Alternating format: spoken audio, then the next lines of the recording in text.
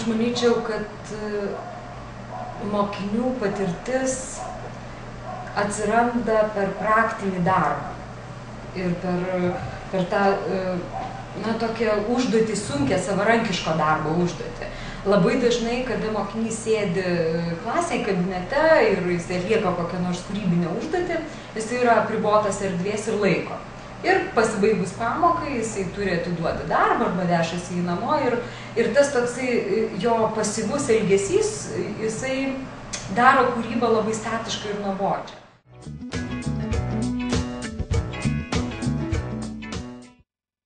Dailės kurso turinį aš išplėčiau iki meno. Filmavimas yra lygiai tokia pati kūrybos technika, sakykime, kaip tapimas guašu, piešimas pieštuku, kūrimas kompiuteriu, tai yra lygiai tokia pati kūrybos techninė priemonė.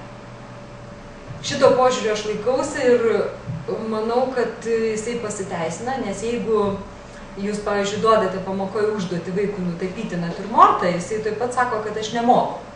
Tačiau jeigu jūs vaikui pasakote, kad eik dabar į parką ir nufilmuok ir sukurk 1 minutės siužetą Labas rytas pavasarį ar kažkokį kitokį, jisai niekada jums nepasakys, kad aš to nemoku padaryti.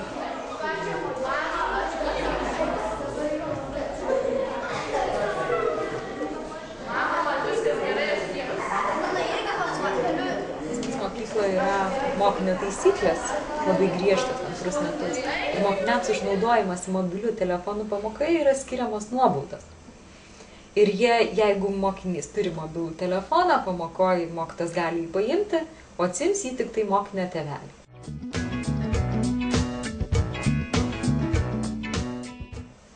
Bet aš pastebėjau, kad vis tiek mokiniai turi tos mobilius telefonus ir kartais laiko ant stalo.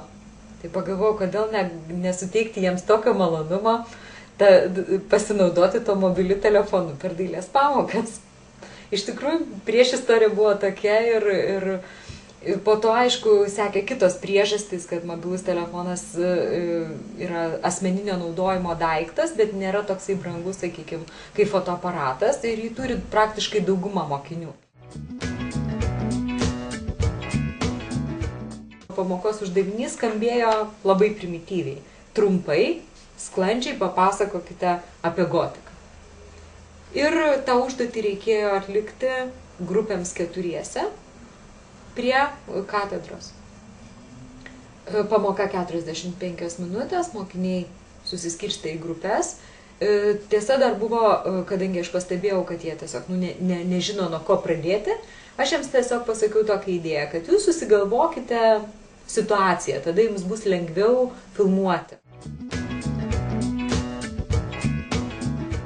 Kaip mokytoja, aš tikėjausi kažkokio standartinio tokio sauso pristatymo. Tikrai, apie jokį kūrybiškumą, nors kaip bebūtų keista, bet aš galvojau, kad tiesiog jie paims tą lapą, išvardins man bruožus, nufilmuos tas detalės ir viskas. Ir labiausiai iš tikrųjų nustebino, kad iš to tokio sauso pristatymo išsivystė labai kūrybiški siužetai.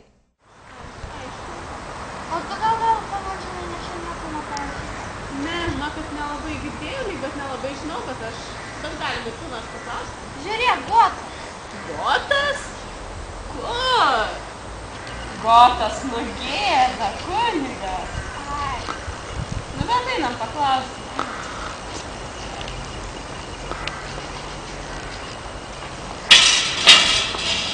Labą dieną. Gal žinote, kas yra gotika? Gotika yra, pastatų kilimas į dangų, plokštį nori pasiekti patį vietą. Aišku, kaip įdomu. Bet žinau, kas gali padėti. Einam, pasiklausti žmonių. Einam. Vaikų socialiniai įgūdžiai mane labai stebina. Kad jie čia pat gali nueiti pas kleboną, paprašyti sutanos, kad jie gali įkalbinti, reiškia, mokinį, kuris tenai neturi pamokos ir vaikšto pro šalį, kažką palaikyti, padaryti. Tos savybės, kurių lik ir neturėtų ugdyti, tos bendrieji tie gebėjimai, jie labai mokinių atsiskleidžia. sakykime, organizaciniai. Na, vis tiek susitarti keturiems, ten kažkaip galvoju, o dabar jie nesusitarti, tas labai greitai įvyko. Iš tikrųjų, aš esu nustebinta vaikų įgūdžiais ir galvoju, kad pamokoji, standartiniai, tradiciniai, tokioj dailės pamokoje, kurie atsiskaitinėtų apie gotiką, aš niekaip nebūčiau sugebėjus suteikti jiem galimybės atskleisti tų gebėjimų. Negalėčiau jų nei pastebėti, nei įvertinti. Nes tai būtų tik tai pačio žemiausio pagal Blumo taksonomiją lygio žinių vertinimas. Aš tik tai paklausčiau, ar tu žinai 5 gotikos bruožus, o visa kita liktų už jį. Tai va, ta užduotis leidžia daug daugiau pamatyti.